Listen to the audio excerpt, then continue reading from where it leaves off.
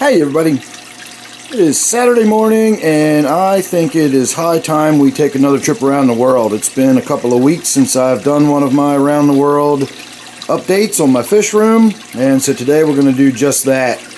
Not a lot going on with the waterfall tank here. I did top it off yesterday, but I have not done a water change on this tank in quite a while.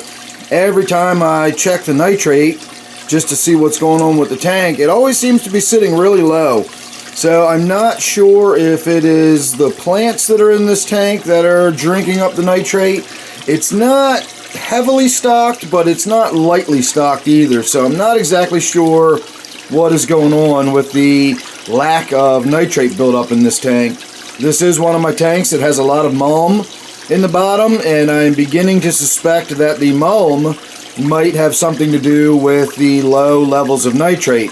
I've also done a little bit of work to my foot tank here, and you can see this tank has a lot of mulm in the bottom. All that dark stuff you can see right there is just broken down organic material. That is just mulm.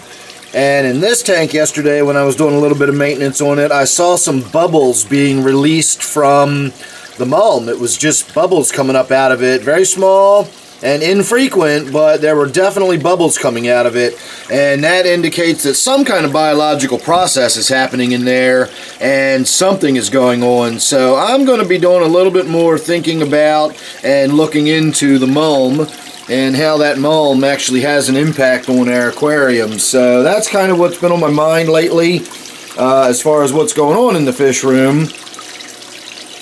But that's about all I can say so far, as I've noticed that the tanks that have a lot of mulm in them also seem to be my healthiest tanks with the least amount of organic buildup, which is interesting.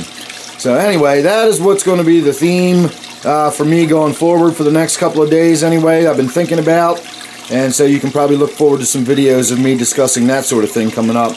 In the meantime, getting back to the waterfall tank here, as I said, not a lot going on. The plants are starting to look a little rough. They're getting overgrown with the green cyanobacteria.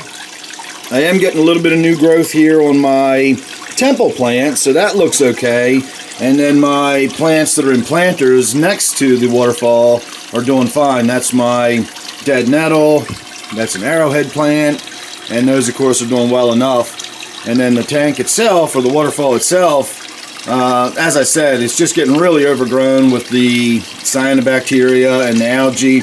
Looks very natural, but it's starting to look a little rough down here at the bottom, especially when you get over to this side. You can see all of that nasty, goopy looking cyanobacteria growing in there.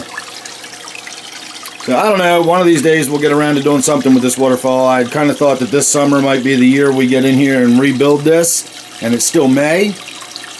But I've got a few other projects going on right now that are taking precedent. This waterfall is not leaking, it's running just fine, it's functioning just fine, and so for now it's going to stay just the way it is.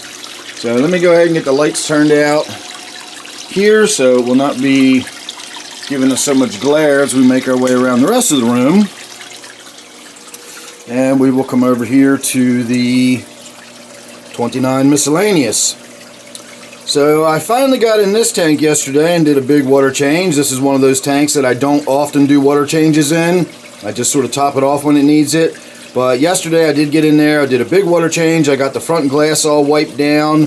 I got the filter cleaned out. I got the biofilters all cleaned out, so everything's up and running and functioning nicely. My regular viewers will know that this tank almost always has the water flowing back through this center sort of overflow because those filters get clogged up so easily, but you can see now it's actually running exactly the way it's supposed to.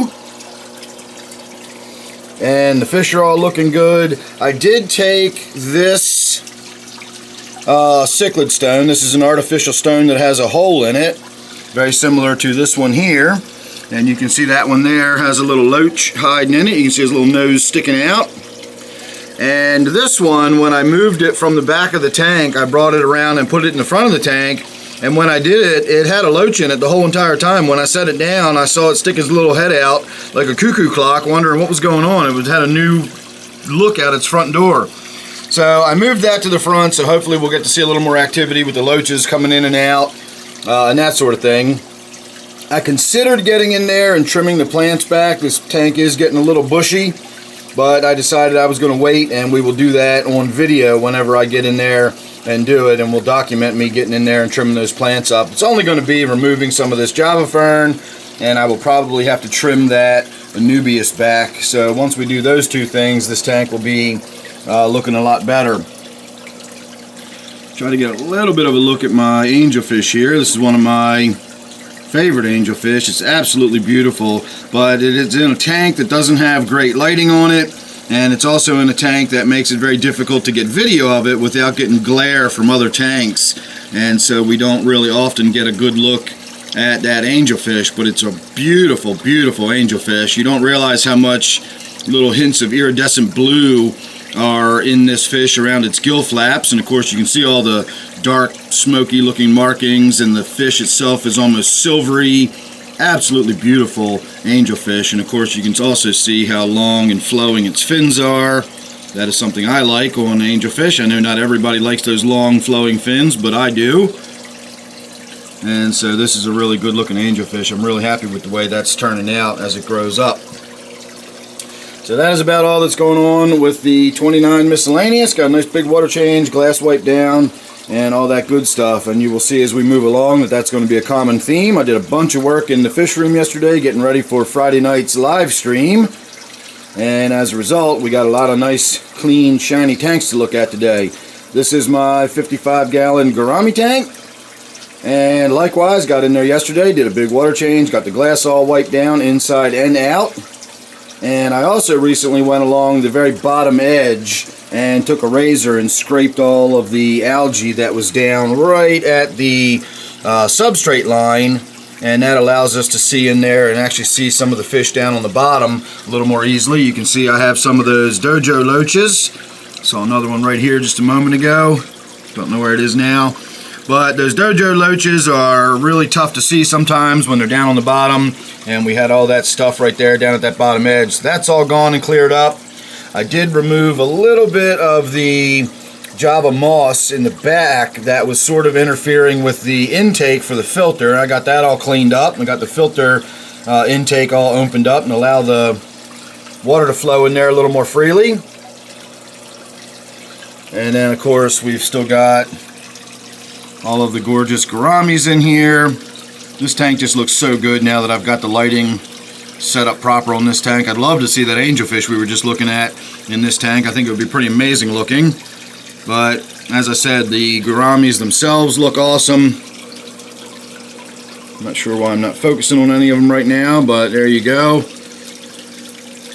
And then of course we've got my huge, amazing, gorgeous angelfish Cara in this tank. And it's not going to cooperate and come out and have a swim around, but you can get a pretty good idea of how big and impressive that angelfish there is. So nothing really to talk about. I did put some floating water sprite in there. Those are just fronds, or you could think of them as sort of branches or leaves or whatever, but technically they are fronds. And they do not have any new growth on them. They do not have any little babies or roots or anything developing on them, but I'm fairly confident that just throwing the fronds in there like that under the light and in the water, and we will start developing little roots, and a couple little babies will develop on that, and hopefully we'll have a nice big mass floating water sprite in there again. The only downside to that is that the gouramis like to chew on the soft, tender roots, and that's why we really don't have any water sprite in this tank as it is now, because the gouramis destroyed what was already in there, and I'm just trying to get it up and going again. I really don't know why we can't focus on that one back there, because that one back there is really, really good looking.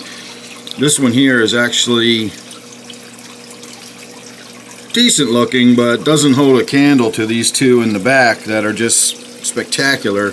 But we're not going to really be able to get a good look at them, unfortunately. The camera's going to be focusing on the stuff more close up. So moving on to my 55-gallon tank. Not really a lot to talk about in here. We did a water change yesterday. I do a lot of water changes on this tank, believe it or not. And as of yesterday, believe it or not, you could not see any of the fish poop. And now you can look in there after less than 24 hours and look at all that fish poop.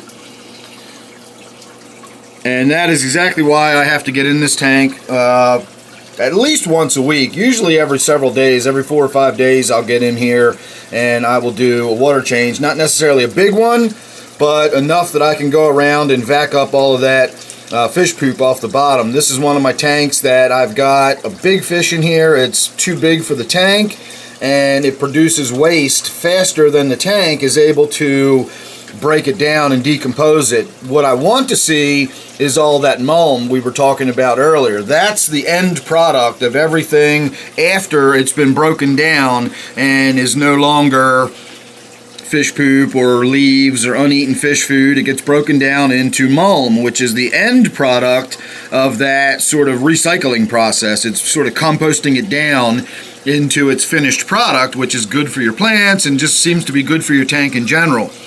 This tank, however, does not, it can't keep up. That fish just poops so much that the tank doesn't have time to break it down as fast as it's being produced. And so that's a bit problematic in this tank. I have to get in here, as I said, every several days or at least once a week and do a really big water change and get a lot of that stuff out of there. It's only really big just because of the time it takes me to get all that stuff vacked out of there. You know, by the time I get that all done, I've done a 25% water change. So again, this tank does look a little rough, but the water is probably the most frequently changed water out of any of my tanks. So this tank is still just kind of on hold. We're going to get to it sooner or later. I want to get in there and sort of revamp it, rescape it, maybe put some new fish in it. We definitely have to get rid of that big pleco that's in here. I know it's hard to believe, but there is a great big pleco. It hides in that big mass of bushes right there, and you can't see it right now. But there's about a 9-inch pleco in this tank, and so that's what's giving me my overpopulation problems. And so we're going to have to get in there and do something about that at some point. So moving on to my 40 breeder. I just got in here the other day. I did a water change. I got the glass wiped down and I cleaned out the filter. And I had been saying for quite a while that the filter was going to be a mess. I thought it had been a very, very long time since I had gotten in there and done anything with the filter. And yet when I actually got in there and cleaned the filter out, it was really clean. It did not look like it even needed to have any kind of filter maintenance done to it at all. So I'm still not sure when the last time I did a filter change on this tank was. I thought it was a long time ago, but I could be mistaken. I might have done one more recently than that and simply forgotten about it, so I don't know. The only other thing I can think of is that the filter intake on this tank, you can already see, well, you can kind of almost see down in there, but it's already looking like it's getting clogged up again, and it sits down in the sand. I've got it as short as I can get it, but it is like down in the gravel in the bottom, and so it's always picking up little bits of sand. It always gets little bits of Java moss stuck to it, and just stuff gets on it. And so I've wondered if maybe it's actually blocking so much of the stuff from going into the filter. It's acting like a pre-filter. In fact, it gets so clogged up sometimes that it will literally stop the flow of the filter. I have to get in there frequently and scrape the stuff away just in order to keep the filter flowing. Again, it has gotten so clogged that it has actually stopped the filter from flowing completely. And so my initial thought was, I wonder if maybe that's why the filter was so clean when I changed it. Maybe nothing's getting into the filter. It's all getting stuck, you know, at the intake. But that's not the way the inside of a filter works. The inside of a filter works over time. That stuff would have just grown. All those bacterial colonies, all that crud, all that slimy, nasty stuff you get on the inside of a filter, that's not just stuff that collects from the fish tank as the fish tank, you know, produces waste. That's stuff that grows in the filter. That's bacterial colonies and all sorts of little microfauna. So if the filter had really been sitting there for a long time, and even if I had a pre-filter, you know, in this case it would have been just clogged up, you know, intake filter, but even if I was pre-filtering it, the inside of the filter would still get all gummed up over time. Just the biologicals in there would grow and overdo the filter. So I must have gotten in there more recently than I realized and done a filter change on this tank. That's the only thing I can think of that would explain why that filter was so clean. So other than that, nothing really going on in here. I did add 2 more nearite snails, so theoretically we have 7 of them in there now. I did have 5. and I just added 2 more. So if I'm doing my math correctly, that should leave us with 7 of them in there. Now, whether any of them have died or not, I do not know, but there should be 7 nearite snails in this tank now, and you can see what a good job they're doing getting all that blackbeard algae cleaned up. This tank was a mess not too long ago, and now you can see all that bare rock exposed. All this wood has now been exposed. I'm not doing any kind of treatment for cyanobacteria or anything in this tank. I'm just letting it do its thing naturally, and those nearite snails are in there working wonders on this tank. So really happy with the nearite snails. Moving on to my 125-gallon tank, my New World tank, if you will. Not sure if we're still going to be calling it my New World tank, but for now we're still calling it my New World tank.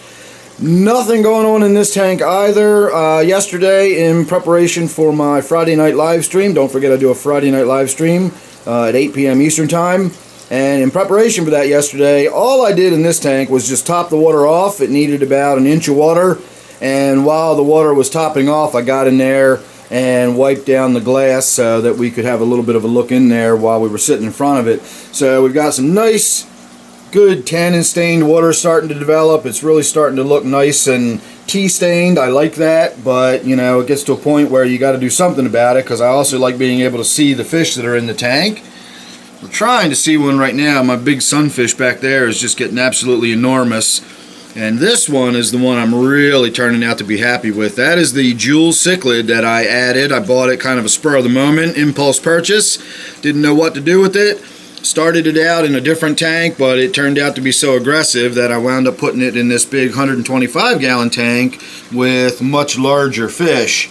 And while it certainly holds its own and does not seem to be too terribly intimidated by the other fish, it's definitely not aggressive towards the other fish either. It's just kind of knows where it is. It knows that it's not the big fish in the tank, and it behaves accordingly. And it is shaping up to be just an absolutely beautiful little fish. I'm really happy with it.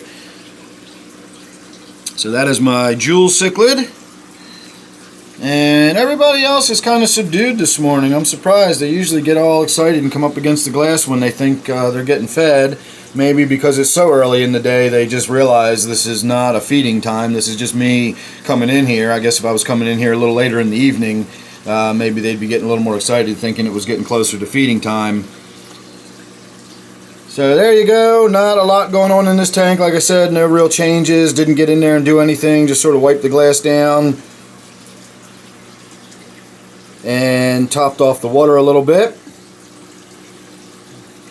But it's always nice having a good long look at this tank as we go past it. I got a lot going on in this tank, and it's one of my better looking tanks, I think. And I am just in love with this little jewel cichlid. You can see how confident it is. It just sits there, it doesn't even move with all these other large fish swimming around it. Fantastic little fish. Absolutely beautiful little fish too. And then there's Mr. Grumpy, my bluegill sunfish. When you look at him straight on, he looks like a very grumpy fish indeed. You start to look at him from the side, you begin to realize how hefty that fish is actually becoming. And there's a nice little glimpse of my rainbow shark that got moved into this tank. Another great decision I made.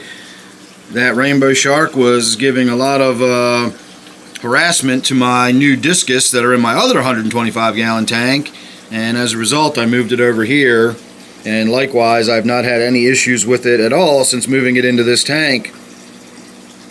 And so that's a pretty good look at my bluegill sunfish. Again, I think of him as grumpy fish because he definitely has a very grumpy looking face when you look at him straight on.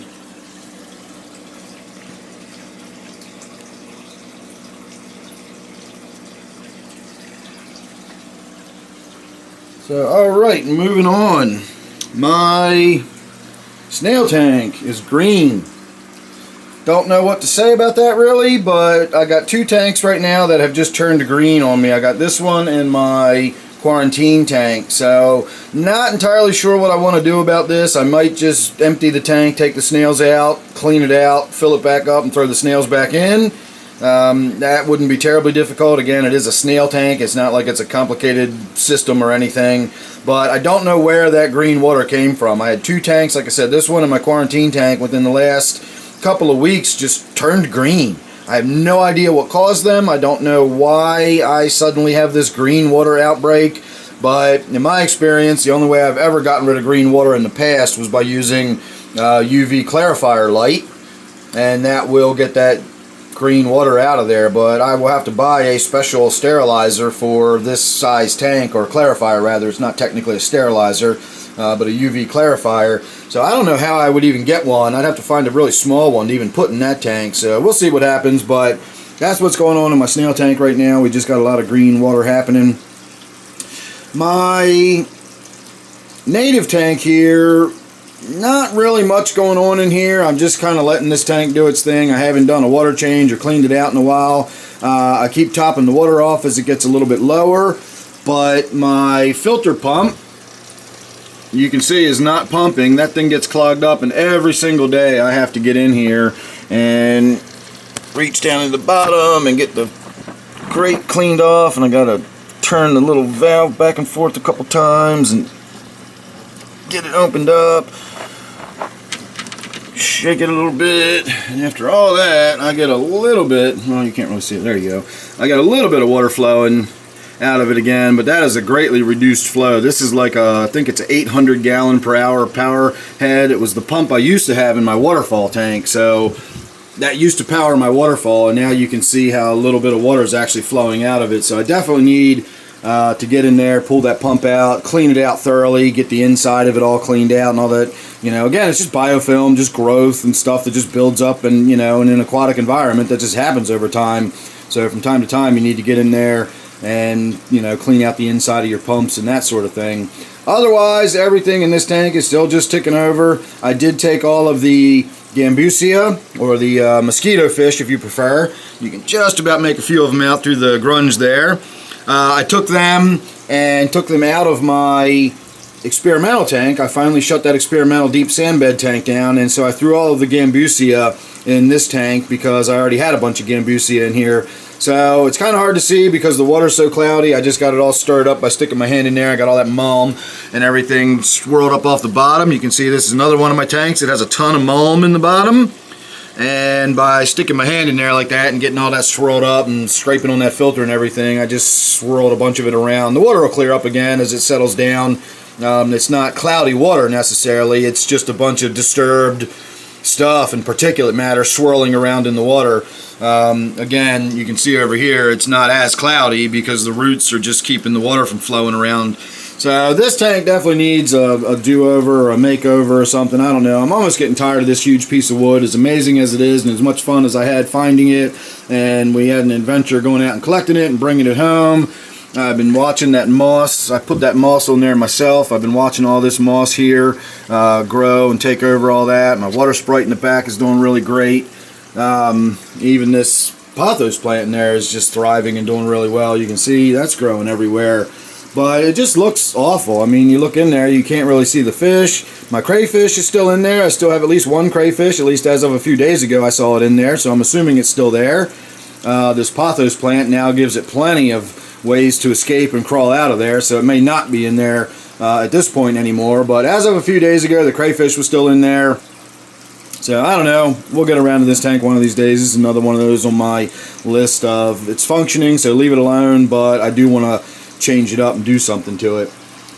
So moving along to my pride and joy, what I'm coming to think of as my discus tank, even though this is technically still labeled as my 125. I'm, for very obvious reasons, coming to think of this as my discus tank.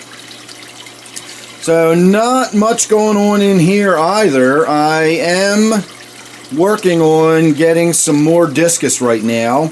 I'm not going to go into a bunch of detail at the moment. We're kind of waiting at the moment, and in a week or two we should be able to make some progress, and hopefully I will be getting some more discus in here. I want to get a different color. As much as I enjoy the 5 blue ones that I have in here, these are blue diamonds, and I got 5 of those. I'm going to add 3 or 4 probably red turquoise is what I've picked out so far.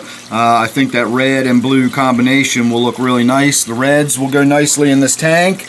And of course the red will nicely complement the blue, because once those discus get together, the idea is they'll all school together regardless of if some of them are red and some of them are blue. Fish never really seem to mind that kind of stuff. And so hopefully we'll have a nice big school of 8 or 9 discus in here, and some of them will be red and some of them will be blue, so that'll be pretty exciting. Other than that, not anything really going on in here. I did a water change yesterday, but again, it was only sort of a half-hearted water change. I just kind of let the water drain a little bit while I was in there getting the glass wiped down and just getting the tank tidied up a little bit. And so by the time I got done doing all that, I just filled the tank back up. So it probably would have resulted in maybe a 10 or 15% water change. And I got the glass wiped down. Getting a lot of lily pads starting to float on the surface down here. And I hadn't planned on doing this, but we can while I'm here real quick. We'll open this up. And I kind of like the idea that with it having this big door on the front that I can open up, I can actually treat it as though it's an open top tank. I can open that up and then just look in here, and then when I do look in, I get to see all those cool lily pads floating on the surface. So it'll be interesting to see if I leave it alone long enough, would I get a flower come up and bloom on the surface. I honestly don't know if the red tiger lotuses do produce a flower. I can't imagine they wouldn't. It is just a type of water lily after all, and the lotus is known for being a beautiful lotus flower, is what we know our lotus for. So this red tiger lotus, and again lotus is just the Japanese word for water lily, and so this red tiger water lily should produce a flower, I would imagine. So I'm going to let the pads stay on the top. I don't normally do that. I normally, get them off, and it allows more light to go down and penetrate the tank. But in this case, I think we're going to go ahead and let some of those lily pads stay on the surface in hopes that maybe we can get a little bit of flower blooming on top. That would be really, really neat, I think. So that's about all that's going on in my 125 here. I just, again, a little water change, a little wiping the glass down, and just enjoying the heck out of these fish. I absolutely love these discus. I'm so happy with them. I wish I'd have gotten some a long time ago, but I didn't. I just got some recently, but we get to enjoy them from now on. And again, hopefully we will be adding some new ones to the school there in the very near future. So I'm excited about that. So moving on to my 20-gallon deep sand bed tank. This is another tank that I sort of did an experiment with setting up a deep sand bed because I was assured that was going to do all kind of great stuff in my aquarium once I established it. And after all of these months, and this one has probably been set up like this for close to a year now, and I'm not seeing anything to suggest that deep sand bed is providing any benefit to me other than taking up a bunch of space in the aquarium. A simple 2-inch gravel bed in the bottom seems to do exactly the same thing as this deep 5-inch gravel bed, and except for I had to pay for all that extra gravel, and it takes up a bunch of extra space in the tank. So again, I'm not sold on the deep sand bed aspect of setting up an aquarium. I will have to do a little more research. Again, I'm thinking more about that mulm and stuff like that as being more beneficial to the aquarium. In fact, I seem to find more benefit simply from having some mulm build up in the aquarium than I ever do from having these deep sand beds.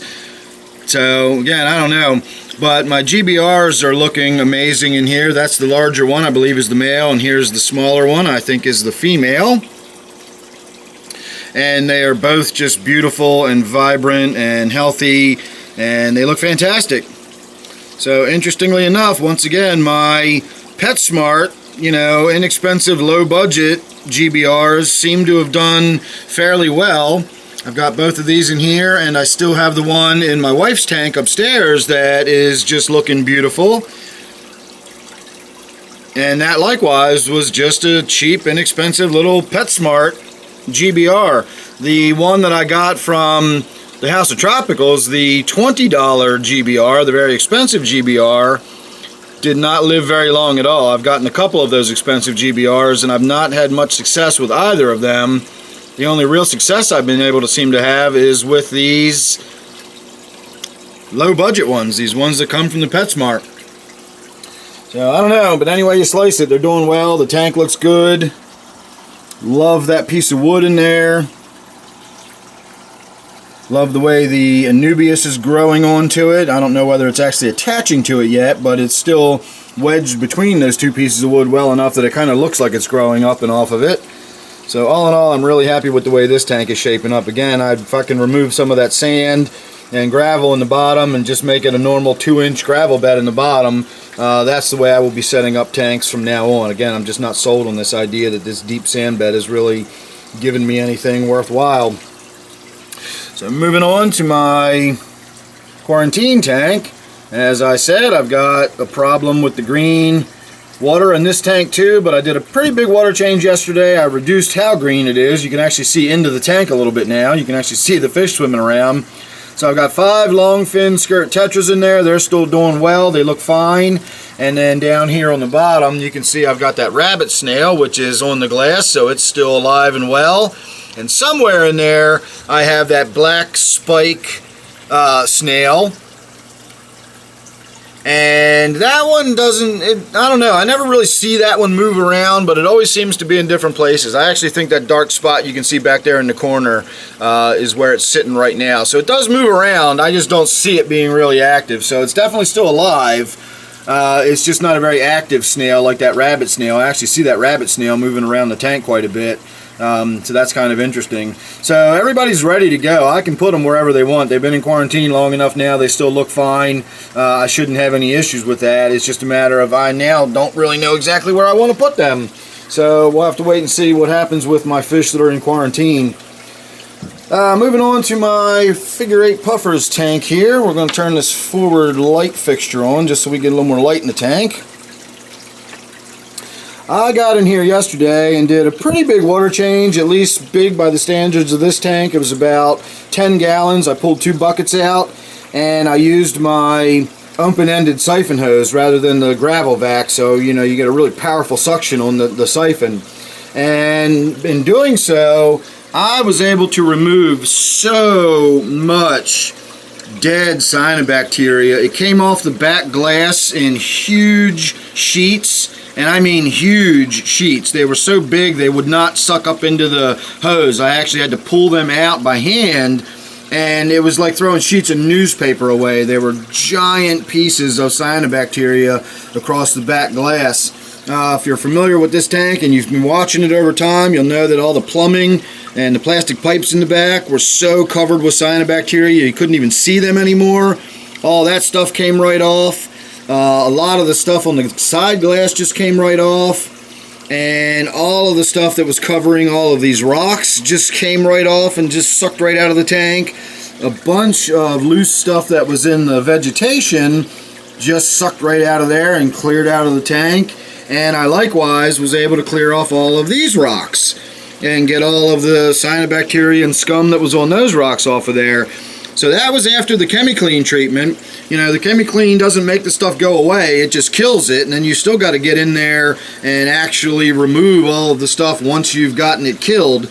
And that's where I always fall down. I always put the treatment in the tank, and then I never get around to going back and doing that secondary water change and getting all the stuff out of there. So that's what I finally did yesterday. Made a huge difference. I got so much of that stuff out of the tank, and then I put another ChemiClean treatment in there. So we're actually treating again with ChemiClean right now. So in a few days I'll be able to get in there, and hopefully there will be even less cyanobacteria build up, and all that red stuff you can see there on that glass, that won't be red anymore, that'll be brown, and it'll just suck right on out of the tank, and I'll be able to get that cleaned up too. So hopefully we'll be able to get Butterbean's tank looking a little bit better, but I always struggle with this tank. It's the salt water. I don't know why the salt water seems to make it so much more of a challenge, but the salt water definitely makes it seem like it's more of a challenge. So there you go.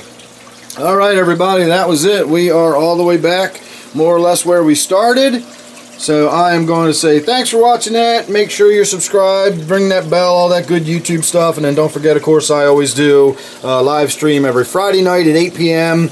and every Sunday night at 7 p.m. Don't forget, I do my live streams at 7 p.m. on Sunday nights now, and hopefully I will see you there. So thanks for watching this one. Make sure you're subscribed, and I will see you real soon on the next one.